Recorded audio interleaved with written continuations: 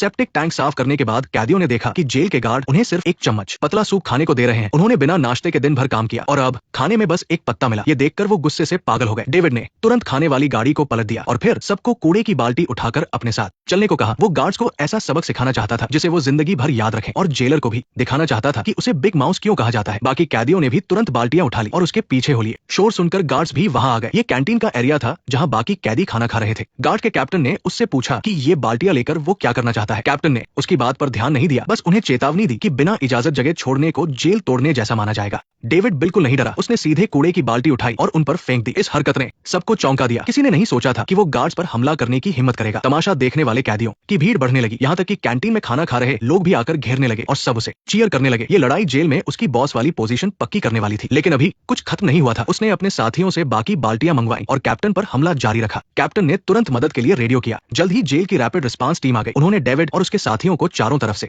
घेर लिया। कैप्टन ने आगे बढ़कर उसे चेतावनी दी कि अगर उसने एक कदम भी और बढ़ाया तो वो सच में गोली चला देगा। तभी जेलर और वो 3 अमीर लोग वहां आ गए। सभी कैदी जेलर के खौफ को बहुत अच्छे से जानते थे, यहाँ तक कि उन्होंने शर्त लगाना शुरू कर दिया कि डेविड और जेलर में से कौन जीतेगा। क्या जेलर हार मानकर उन्हें खाना खाने देगा या डेविड और उसके साथियों को सजा मिलेगी। सब जानते थे कि सांप चूहों को खा जाता है। मैंने तुम्हें पहले भी वार्निंग दी थी, फिर भी तुम हमेशा ऐसा सुलूक करते हो। अगर तुमने हाथ उठाया तो तुम्हारी जान जा सकती है। वो जॉर्ज और उसके घटिया लोग भी। लेकिन इसके बाद जो हुआ उसने सबको हैरान कर दिया। जेलर ने सच में उसकी बात मान ली। पूरी भीड़ खुशी से चिल्लाने लगी। इस घटना के बाद जेल में उसका रुतबा और भी ज्यादा बढ़ गया। कई कैदी उसके चेले बन गए। उसकी ताकत अब डॉन के बराबर हो गई थी। लेकिन डेविड को फिर भी काल कोठरी में डाल दिया गया। इन कुछ दिनों की काल कोठरी वाली सजा ने उसे अंदर से और भी मजबूत बना दिया। उसने कसम खाई कि वो जिंदा रहेगा और उन लोगों से बदला लेगा जिन्होंने उसे फंसाया है। जब वो बाहर आया तो उसकी आंखों में ऐसा खौफ था जिसे देखकर वो कैप्टन भी डर गया, जिसने अनगिनत मुजरिम देखे थे। जैसे ही वो मैदान में आया, कैदियों की एक बड़ी भीड़ ने उसे घेर लिया। वो सभी उसके गैंग में शामिल होने की मिन्नतें कर रहे थे। डेविड ने भी किसी को मना नहीं किया, क्योंकि अगर जंग लड़नी है तो सैनिक तो चाहिए ही होंगे, अपनी काबिलियत दिखाने और भी ज्यादा। साथियों को जोड़ने के लिए उसने जेरी से ये खबर फैलाने को कहा कि वो उन सबकी कोई भी इच्छा पूरी करेगा, चाहे कोई भी इच्छा हो, बस वो पहले आने वाले कुछ लोगों की ही मदद करेगा। जेरी ने तुरंत काम शुरू किया और जल्द ही पूरी जेल में ये बात फैल गई कि बिग माउस कैदियों की इच्छाएं पूरी करने वाला है। और जो सबसे पहला इंसान उसके पास आया वो कोई और नहीं बल्कि सेल का लीडर था।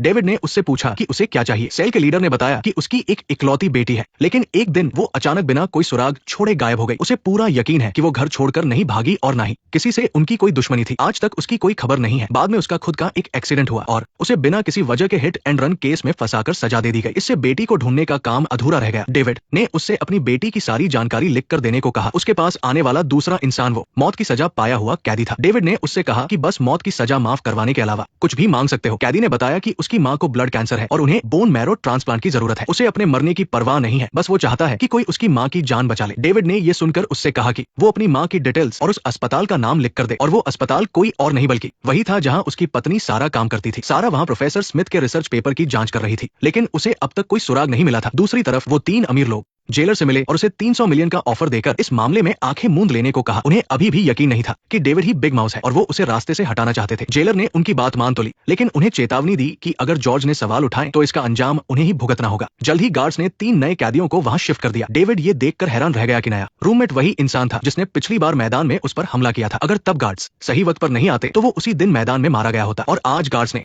उसी इंसान को उसके सेल में भेज दिया था। उनका इरादा साफ समझ आ रहा था, लेकिन अगले ही पल वो आदमी खुद उसके सामने घुटनों पर बैठ गया और माफी मांगते हुए बोला कि पिछली बार उसे भी मजबूर किया गया था। उसने डेविड से माफी मांगी और अपने तीनों साथियों को पनाह देने की गुजारिश की। वो खुशी खुशी उसके गैंग में शामिल होकर वफादारी निभाने को तैयार थे। ये देखकर बाकी 2 कैदी भी अपनी वफादारी दिखाने के लिए घुटनों पर बैठ गए। बगल में खड़े सेल के लीडर ने साफ कह दिया कि ये लोग डॉन के आदमी हैं और उनमें से एक कैदी की आंखें अजीब सी थी। ऐसे लोग आमतौर पर बहुत मतलबी होते हैं। ये बातें सुनकर उस अजीब आंखों वाले कैदी को बहुत गुस्सा आया। वो भड़कना चाहता था, लेकिन अपना प्लान कामयाब करने के लिए वो चुप रहा। अपनी सेफ्टी के लिए उन्होंने उन तीनों की तलाशी ली ताकि ये पक्का हो सके कि वो कोई खतरनाक चीज अंदर लेकर नहीं आए हैं। जल्द ही रात हो गई और सभी कैदी सो गए। वो अजीब आंखों वाला कैदी अचानक उठा और धीरे धीरे डेविड की तरफ बढ़ने लगा। जल्द ही वो उसके पास पहुंच गया। उसकी आंखों में खतरनाक गुस्सा और नफरत भरी थी, लेकिन उसे नहीं पता था कि डेविड बिल्कुल नहीं सो रहा था। उसने चुपके से अपने कंबल के अंदर से एक हाथ का बना चाकू निकाल लिया था। शुक्र है कि वो कैदी बस बाथरूम जाने का बहाना कर रहा था, या शायद उसे लगा कि अभी सही वक्त नहीं आया है। डेविड अच्छी तरह जानता था कि उनकी वफादारी सिर्फ एक नाटक है और उनका असली इरादा उसे खत्म करना है। इसमें जेलर भी पक्का शामिल था।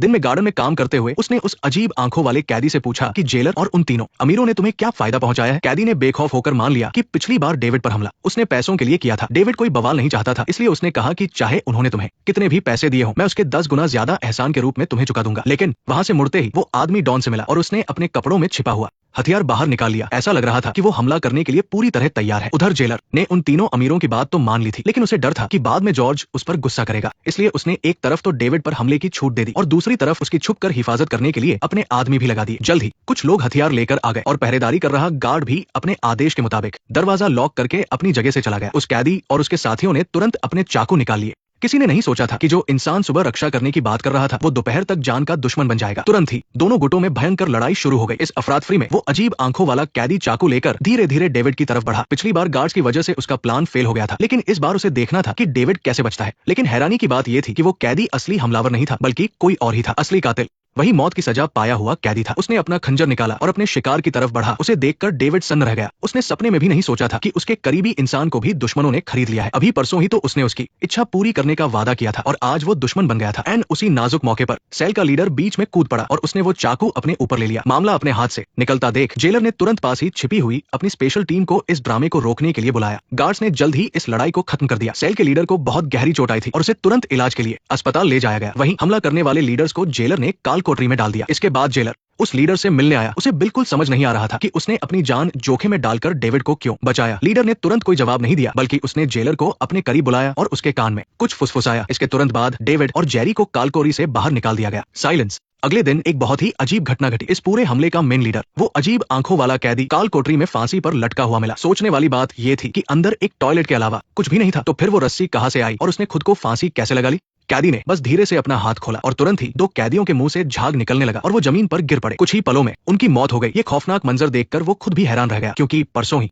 इन दोनों कैदियों ने उस पर हमला किया था और उनका बॉस भी कल ही काल कोठरी में रहस्यमय तरीके से फांसी पर लटका मिला था। अब डेविड को मारने की साजिश रचने वाले तीनों मुख्य अपराधी मर चुके थे, लेकिन सच तो ये था कि उसने ऐसा कुछ नहीं किया था। उसे एहसास हो गया कि असली बिग माउस भी इसी जेल में मौजूद है और उसका साफ मकसद यही था कि इन सबका इल्जाम डेविड पर डाल दिया जाए। लेकिन वो इंसान आखिर है कौन, ये उसे बिल्कुल समझ नहीं आ रहा था। फॉरेंसिक की शुरुआती जांच के मुताबिक इन दोनों कैदियों की मौत पोटेशियम क्लोराइड के जहर से हुई है, लेकिन उन्हें काल कोठरी से बाहर आए हुए कुछ ही घंटे हुए थे, तो उन्हें अचानक जहर कैसे दे दिया गया। पुलिस ने तुरंत उस वक्त की सीसीटीवी फुटेज चेक की। उसमें साफ दिख रहा था कि काल कोठरी से बाहर निकलते समय वो कैदी किसी से भी नहीं मिले थे, लेकिन जब वो कैंटीन पहुंचे तो जेलर ने देखा कि उन दोनों ने अपनी जेब से कुछ निकाला और उसे खा लिया। उनकी चॉपस्टिक्स टेबल पर ही रखी हुई थी, इसलिए खाने में जहर होने का सवाल ही नहीं था। ये जानकर सब हैरान थे कि उन्होंने अपनी जान खुद ली है, लेकिन वो ऐसा क्यों करेंगे। उस अजीब आंखों वाले कैदी की मौत को भी शुरुआती तौर पर खुदकुशी ही माना जा रहा था। ये सब कुछ बहुत ही अजीब और रहस्यमय था। उन दोनों को वो जहर आखिर मिला कहां से। जेलर का शक तुरंत डेविड पर गया। इन तीनों ने ही डेविड पर हमला किया था, इसलिए इनकी मौत से डेविड का कनेक्शन होना तय था। तो जेलर तुरंत गार्ड्स के साथ वहां तलाशी लेने पहुंच गया। गार्ड्स ने आते ही कमरे का कोना कोना छानना शुरू कर दिया। उन्होंने कैदियों की भी पूरी तलाशी ली, लेकिन पूरा कमरा छान मारने के बाद भी उन्हें कोई भी सबूत नहीं मिला जो उसे कातिल साबित कर सके। बाकी सेल्स के कैदी भी ये तमाशा देखने बाहर आ गए थे। वे अभी भी दरवाजे पर लेटकर देख रहे थे। जैसे ही वार्डन ने कैप्टन को उन्हें सबक सिखाने का इशारा किया, डेविड ने कदम बढ़ाया। उसकी बस एक नजर देखकर कैदी चुपचाप पीछे हट गए। ये था जेल के बॉस के रूप में उसका रुतबा। ये देखकर वार्डन को बहुत बुरा लगा। एक कैदी का हुक्म उसके अपने हुक्म से ज्यादा असरदार था, लेकिन उसने अपने गुस्से को पी लिया और कहा, अगर कैमरे में ये न दिखता कि उन दो कैदियों ने खुद को खत्म किया है तो उसे पक्का पूछताछ के लिए ले जाया जाता। जाहिर है वे बिना किसी वजह के अपनी जान नहीं ले सकते। आखिर अंधेरे में छिपकर ये सब कौन कंट्रोल कर रहा है, वो कौन हो सकता है। उसी दिन माइक ने अचानक डेविड को ढूंढा और उसे बिग माउस के साथ काम करने वाले 5 ड्रग डीलरों के नाम बताने को कहा। उसने उसे 5 दिन का समय दिया। अगर 5 दिन बाद डेविड नाम नहीं बता पाया तो इसका मतलब होगा कि वो बिग माउस नहीं है और उसे मार दिया जाएगा। लेकिन वो बिग माउस नहीं है तो उसे डीलरों के नाम कैसे पता होंगे। हालांकि वो बाहर से हैरान दिखने का नाटक कर रहा था, लेकिन अंदर से वो बहुत डरा हुआ था। इसलिए उसने एक मुक्का मारकर गार्ड को बेहोश कर दिया और फिर अपना फोन निकालकर मेयर को कॉल किया। मेयर के पास उन डीलरों की लिस्ट थी। वो लिस्ट उसके भरोसेमंद वकील ने माइक से ली थी। उसने कहा कि बिग माउस ने उसे बलि का बकरा बना दिया है, जिससे फोरम के लोगों की नजर उस पर पड़ गई है। अब माइक उससे डीलरों की लिस्ट मांग रहा है। मेयर के पास लिस्ट तो थी, लेकिन उसने तुरंत फोन काट दिया। तभी जेल के गार्ड भी वहां पहुंच गए। उसने अपना फोन कैप्टन को फेंक दिया और हाथ उठाकर सरेंडर कर दिया। दूसरी तरफ मेयर ने अपने सेक्रेटरी से वकील पर नजर रखने को कहा, क्योंकि उसे शक था कि वकील ने उसे धोखा दिया है। माइक अचानक जेल जाकर डेविड से डीलरों की लिस्ट क्यों मांगेगा। इसके बाद उसने वो लिस्ट डेविड की पत्नी सारा को दी ताकि वो उसे डेविड तक पहुंचा सके। अगले ही दिन सारा जेल पहुंच गई। उन दोनों ने एक दूसरे को देर तक गले लगाया। इस लिस्ट के मिलने से डेविड को जैसे कोई संजीवनी मिल गई। मैंने अपना फैसला इसलिए बदला क्योंकि उसे माइक को रोकने के लिए डेविड की जरूरत थी और साथ ही असली बिग माउस को भी बाहर निकालना था। उधर वकील माइक से गुपचुप तरीके से मिल रहा था। असल में वकील ने मेयर को जो लिस्ट दी थी वो नकली थी। माइक बस इसके जरिए ये चेक करना चाहता था कि डेविड ही असली बिग माउस है या नहीं। जल्द ही तय की गई मोहलत पूरी हो गई। जेल जाने से पहले माइक ने मेयर से मिलकर उसे ये राज बता दिया, तुम्हारे हाथ में जो लिस्ट है वो नकली है। मैंने जो भी नाम लिखे हैं सब गलत है। तो कैसा लगा? क्या अब तुम्हें कुछ दिलचस्पी आ रही है? बस दुआ करो कि मेरे लिखे हुए नाम वो न बताए। मेयर ने तुरंत वार्डन को कॉल किया, लेकिन उसने फोन काट दिया। हर कोई डेविड का तमाशा देखने का इंतजार कर रहा था, लेकिन वो बहुत कॉन्फिडेंट दिख रहा था। कैप्टन ने सेल में आकर उसे अपने साथ ले लिया। ये बात जल्द ही पूरी जेल में फैल गई। सब यही शर्त लगा रहे थे कि डेविड और उन 3 अमीर लोगों में से कौन जीतेगा। तभी मेयर भी वहां पहुंच गया। वो डेविड से अकेले में बात करके उसे बताना चाहता था कि लिस्ट नकली है, लेकिन वार्डन ने उसे फिर से मना कर दिया और मेयर की कोई परवाह नहीं की। शर्त जल्द ही शुरू हो गई। डेविड को इतना कॉन्फिडेंट देखकर माइक भी बहुत खुश था। गेम में ऐसे ही मजा आता है, लेकिन पास खड़े मेयर के तो डर के मारे पसीने छूट रहे थे। इस शर्त का रेफरी वार्डन था। माइक ने सबसे पहले पेन और पेपर लिया और लिस्ट लिखनी शुरू की। डेविड ने भी बिना किसी हिचकिचाहट के लिखना शुरू कर दिया। जल्द ही दोनों ने लिखकर पेपर को मोड़ा और ग्लास में डाल दिया। वार्डन ने माइक की लिस्ट ली और उन 5 डीलरों के नाम पढ़ने लगा। फिर उसने सबके सामने वो लिस्ट दिखाई। इसके बाद वार्डन ने डेविड की लिस्ट ली। माइक टेबल थपथपा रहा था और तमाशा देखने के लिए बेताब था, लेकिन अगले ही पल वार्डन के चेहरे के भाव बदल गए। उसने नाम नहीं पढ़े बल्कि लिस्ट माइक को दे दी। उस पर बिल्कुल वही 5 नाम लिखे थे। वह तुरंत हैरान रह गया। मेयर भी उतना ही चौंक गया था। इस लिस्ट के बारे में माइक और बिग माउस के अलावा किसी को नहीं पता था, लेकिन डेविड किसी भी एंगल से बिग माउस नहीं लग रहा था। जल्द ही कैप्टन ने ये बात सभी कैदियों को बता दी। सब लोग उसके लिए जश्न मनाने लगे, जिसमें माइक भी शामिल था। माइक ने कहा कि अब जब पहचान साफ हो गई है तो सीधे काम की बात करते हैं। जो 100 बिलियन उसने चुराए थे वो कब वापस करेगा? लेकिन डेविड ने उससे कहा कि पहले वो पैसे चुराने के सबूत दिखाए। ये इंसान उस फोरम के फंड को संभालने वाला ट्रेडर था। वो आदमी वांटेड होने के बाद गायब हो गया था। कुछ समय बाद उसने पुलिस को फोन करके बताया कि पैसे बिग माउस ने चुराए हैं। डेविड ने कहा कि अगर ऐसा है तो पीटर को पकड़कर मेरे सामने लाओ। दूध का दूध और पानी का पानी हो जाएगा। ठीक उसी समय वार्डन को एक कॉल आई। पुलिस डेविड को पूछताछ के लिए बुला रही थी। अचानक क्यों? वो पीटर होंग पकड़ा गया है। कल रात पीटर होंग को गिरफ्तार कर लिया गया है। दूसरी तरफ वकील पीटर से पूछताछ कर रहा था। उसने पूछा कि वो पहली बार बिग माउस से कब मिला था। पीटर ने याद करते हुए बताया कि जब वो एक फ्रॉड केस में फंसा था और उसे स्टॉक मार्केट से निकाल दिया गया था। जब वो अपनी जिंदगी खत्म करने जा रहा था तब बिग माउस ने उसे कॉल किया और कहा कि वो उस पर पैसा लगाना चाहता है, और अगले ही दिन उसने करोड़ों रुपए ट्रांसफर कर दिए। बिग माउस के कहने पर काम करके बस 2 हफ्ते में ही वो रकम कई गुना बढ़ गई। उसके बाद वो सफलता की सीढ़ियां चढ़ता गया और आखिर में फोरम में शामिल होकर उनका फंड संभालने लगा। जब उसकी जिंदगी सबसे बुरे दौर में थी तब उसी इंसान ने उसे अंधेरे से बाहर निकाला था। पीटर के लिए बिग माउस भगवान जैसा था, लेकिन कुछ ही समय बाद उसने सारा पैसा चुरा लिया। पीटर ने उसे एक बार बारिश की रात में देखा था, लेकिन तब बहुत अंधेरा था और गाड़ी का शीशा भी पूरी तरह नीचे नहीं था, इसलिए वो उसका चेहरा नहीं देख पाया और न ही उसकी आवाज सुन सका। वकील ने उसकी बात सुनने के बाद डेविड की फोटो उसके सामने फेंक दी। पीटर समझ गया कि वो उससे झूठी गवाही दिलवाना चाहता है। वकील ने शर्त रखी कि अगर वो ऐसा करेगा तो उसकी सजा कम कर दी जाएगी। उसके बाद डेविड भी पूछताछ वाले कमरे में आ गया। वकील ने उससे पूछा कि उसे डीलरों की लिस्ट कैसे पता चली। डेविड ने बताया कि किसी ने उसे एक पर्ची दी थी जिस पर उन 5 डीलरों के नाम लिखे थे। फिर उसने पीटर से कहा कि वो उसे ध्यान से देखे और बताए कि क्या वही बिग माउस है। पीटर थोड़ा नर्वस लग रहा था। आखिर झूठी गवाही देना कानून के खिलाफ है। तभी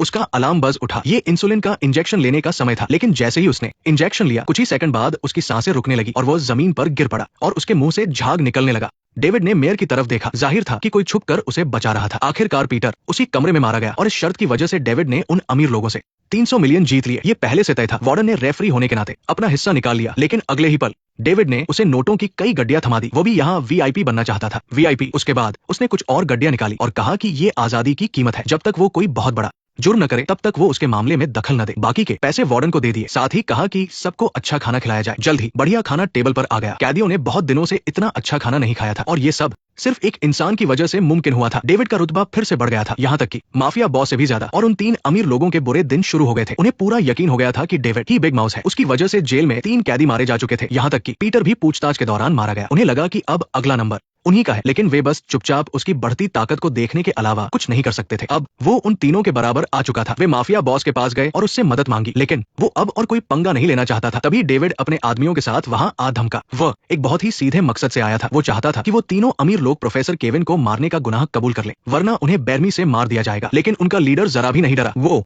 भी देखना चाहता था कि आखिर इस बिग माउस में कितना दम है। लेकिन एक इंसान ऐसा था जो डर के मारे कांप रहा था। ये डेविड की उसे डराने की चाल थी। दूसरी तरफ जिउचुआन हॉस्पिटल की नर्सें जेल में चेकअप के लिए आ रही थी। ऐसा हर 6 महीने में होता था। खूबसूरत नर्सों को देखकर सभी कैदी बहुत एक्साइटेड थे। सारा पहली बार चेकअप के लिए जेल आई थी और उसने एक अजीब बात नोटिस की। कैदी उसे भाभी कहकर बुला रहे थे। सारा पहली बार चेकअप के लिए जेल आई थी और उसने एक अजीब बात नोटिस की। कैदी उसे भाभी कहकर बुला रहे थे। सारा को यह देखकर बहुत धक्का लगा कि उसका पति इस जेल का बॉस बन गया है। डीन और बाकी नर्सें भी हैरान थी। कैदियों को अपना इतने जोरदार तरीके से स्वागत करते देख डेविड को थोड़ी झिझक महसूस हो रही थी। लेकिन सिर्फ कैदी ही नहीं, जेल के गार्ड भी उसकी बहुत इज्जत कर रहे थे।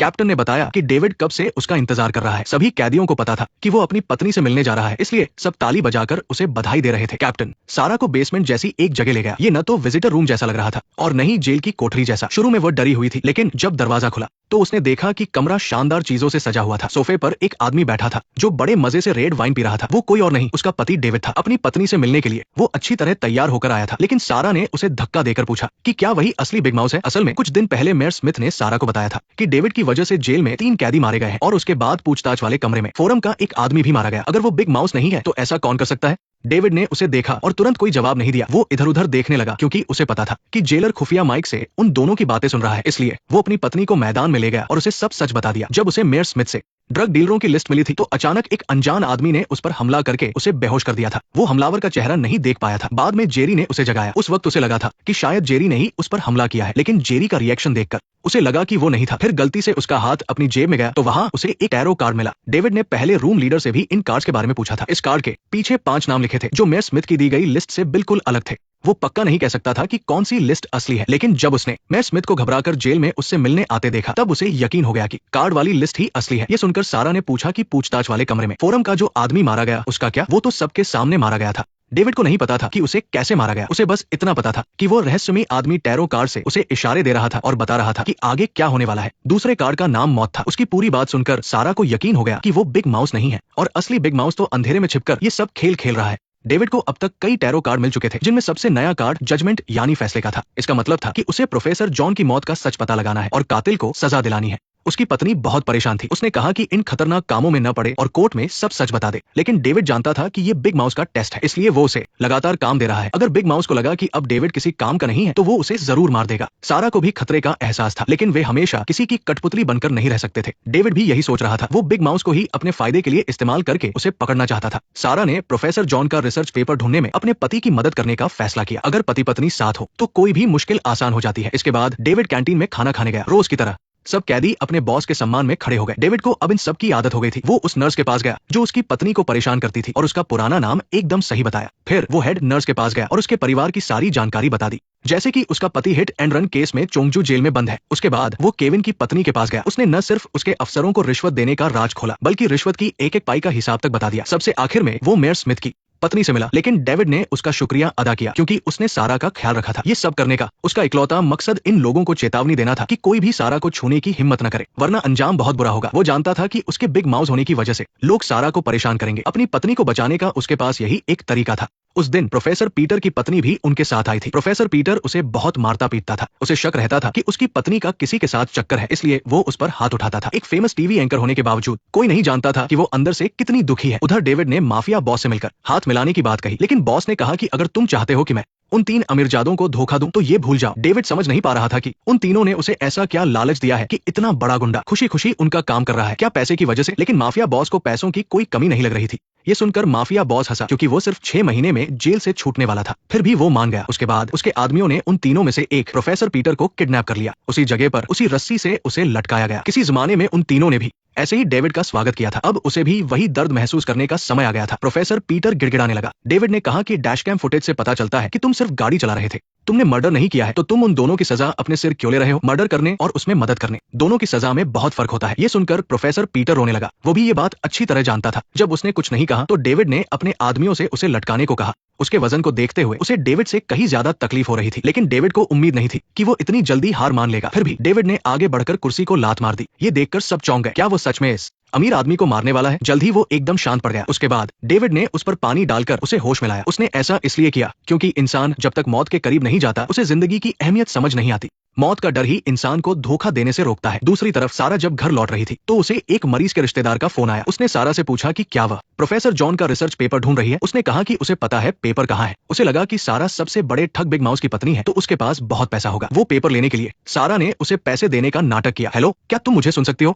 ये भयानक नजारा देखकर सारा सन्न रह गई। साफ था कि किसी ने उसे धक्का दिया था। ये एक मर्डर था। जल्द ही पुलिस मौके पर पहुंच गई, लेकिन मरने वाले ने मरने से पहले एक बहुत बड़ा सुराग छोड़ा था। क्रॉस। और डीन जो नेकलेस पहनती है वो भी क्रॉस के डिजाइन का है। सारा बिना कुछ सोचे तुरंत अपनी कार लेकर कलीग्स की पार्टी में पहुंची और आखिर में वॉशरूम में डीन को रोक लिया। लेकिन जैसे ही उसकी नजर क्रॉस नेकलेस पर पड़ी वो उसे बस देखती ही रह गई। वो उस नेकलेस को छीनना चाहती थी क्योंकि उसी रिसर्च पेपर की वजह से उसके पति को न सिर्फ जेल जाना पड़ा बल्कि उसे बदनाम बिग माउस भी बना दिया गया। सारा ने डीन को बताया कि अस्पताल में अभी एक मौत हुई है। एक मरीज के रिश्तेदार को किसी ने छत से धक्का दे दिया। मरने से पहले उसने मुझे फोन करके बताया कि प्रोफेसर जॉन का पेपर एक क्रॉस वाले नेकलेस में है। तब डीन को समझ आया कि सारा आते ही उसका नेकलेस क्यों छीनना चाहती थी। इसलिए उसने अपना नेकलेस उतार उतारकर सारा को दे दिया। सारा ने उसे हर तरफ से देखा पर उसे कुछ नहीं मिला। जब उसे होश आया तो उसने तुरंत नेकलेस वापस किया और माफी मांगी। उसने कहा कि वो अपने पति को निर्दोष साबित करने की इतनी जल्दी में है कि उसका दिमाग काम नहीं कर रहा, इसलिए जिसे भी उसने क्रॉस नेकलेस पहने देखा उस पर शक कर लिया। लेकिन फिर उसने सोचा कि उस औरत ने ये नहीं कहा था कि पेपर डीन के पास है। इसके बाद डीन गुस्से में वहां से चली गई, लेकिन उन दोनों ने ध्यान नहीं दिया कि वॉशरूम के एक क्यूबिकल में कोई खड़ा था। साफ दिख रहा था कि वो एक औरत है और ये कोई और नहीं, प्रोफेसर पीटर की पत्नी थी। उसने भी क्रॉस वाला एक नेकलेस पहना हुआ था। जाहिर है कि उसका नेकलेस थोड़ा बड़ा था, जिसमें मेमोरी कार्ड जैसी कोई चीज आराम से छिपाई जा सकती थी। और सच में ऐसा ही था। उसके नेकलेस में एक मेमोरी कार्ड था। उसका पति उसे बहुत मारता पीटता था और ऐसे मुश्किल वक्त में हमेशा प्रोफेसर जॉन ही उसकी मदद करते थे, क्योंकि वे सब एक ही अमीर ग्रुप का हिस्सा थे, इसलिए एक दूसरे को अच्छी तरह जानते थे।